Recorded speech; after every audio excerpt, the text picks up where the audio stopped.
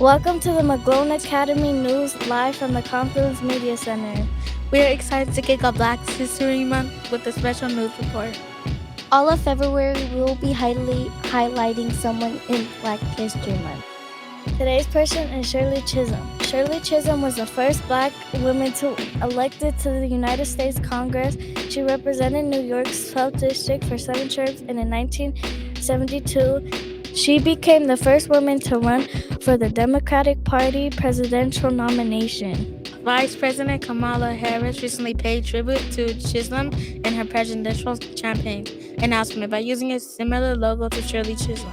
She fought for equal rights for women and people of colors, immigrants, and the poor. Hawiwa, what about Shirley inspires you? Things that inspire me about Shirley Chisholm, back in the days it was very rare for Black people to run for president. We got a nice video about Shirley Chisholm that we would like to show you guys. Let's check it out. Stay tuned. Before Auntie Maxine, before Barack, and before Kamala Harris, there was Shirley Chisholm. I stand before you today as a candidate for the Democratic nomination for the presidency of the United States of America. Shirley Anita St. Hill Chisholm was a Brooklyn native with West Indian roots. She attended Brooklyn College and Columbia University, where she earned a master's degree in elementary education. First a teacher, then a daycare center director, Chisholm decided to take a crack at public service and served 2 terms in the New York State legislature. She made history in 1968 when she became the first Black woman to be elected to the U.S. Congress representing the 12th Congressional District of Brooklyn. Bed-Stuy, stand up! Chisholm was also a founding member of both the Congressional Black Caucus and the Congressional Women's Caucus. But Our Lady had her sights set on the highest office in the country. In January 1972, Shirley Chisholm announced her run for presidency and would become the first African-American woman from any major party to do so. I am not the candidate of Black America, although I am Black and proud. I am not the candidate of the women's movement of this country, although I am a woman, and I'm equally proud of that. I am the candidate of the people of America.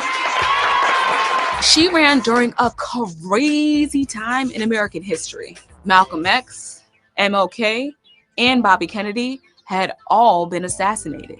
The civil rights movement had technically ended, but it's not like Black and brown folks weren't still fighting for equality. And Shirley Chisholm was like, I'm here for it. The United States Constitution stipulates that anyone that is 35 years of age or over and is a natural-born citizen can run for the presidency. All of us meet that criteria. The people will make a decision. This woman was out here snatching wigs and toupees before we even had a name for it. And she had to be tough because it was dangerous on the campaign trail. During the 72 campaign, fellow Democratic presidential candidate George Wallace was shot 5 times and left paralyzed from the waist down. Chisholm was also a target. She was attacked 3 times physically over the course of her presidential campaign, and once by a person carrying a 10-inch knife. Speaking of being stabbed in the back, feminists and Black members of Congress were split over Chisholm. The idea of having a Black woman president in 1972 was just too much for them and voters. So after fighting the good fight and with 152 delegates at the Democratic National Convention, she lost the nomination to George McGovern, who would go on to lose to Richard Nixon. And we all know how that ended. I shall resign the presidency effective at noon tomorrow. Chisholm passed away in 2005, but her legacy lives on. In 2014, she was honored with a Forever Stamp, and in 2015, Chisholm posthumously became the recipient of the Presidential Medal of Freedom. When asked how she'd like to be remembered, she had an answer. I'd like them to say that Shirley Chisholm had guts. And I'm proud to say it. Shirley Chisholm had guts. It was a revolutionary act for a Black woman from Brooklyn to run for president in 1972. A fearless, outspoken catalyst of change, Chisholm was unbought and unbossed. Shirley Chisholm, we salute you. Aaliyah, what about Shirley inspired you? What inspired me about Shirley Chisholm is that it was surprising to see a black woman run for president, and she was also a woman too. So it was surprising for me to know that women can also run for president and feel, powerful of it. Christiane, what about Shirley inspires you too?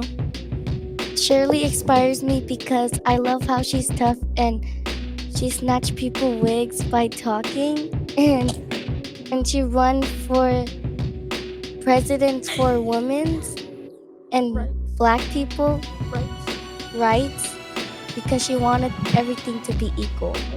Thank you for tuning in the Lobos. We hope you have a good day and enjoy the rest of this podcast. And yeah, see y'all.